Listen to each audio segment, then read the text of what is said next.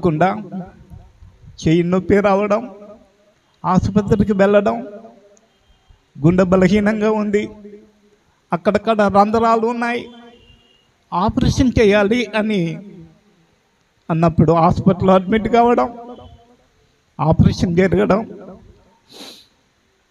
మీలో అనేకులు నన్ను చూడడానికి ఆసుపత్రికి రావడం, ప్రార్థించడం, సంఘమంతా నా కొరకు ప్రార్థించింది. ప్రార్థించే సంఘాన్ని బట్టి దేవునికి వందనాలు. దేవుడు నెమ్మదిచ్చాడు. ఇంకా సంపూర్ణమైన ఆరోగ్యం రాలేదు, ఇంకా బలం శక్తి రాలేదు. నా కొరకు ప్రార్థన చేయండి. అంతేకాకుండా మీరు ధారాళంగా కానుకలు ఇచ్చి నాకు చేసిన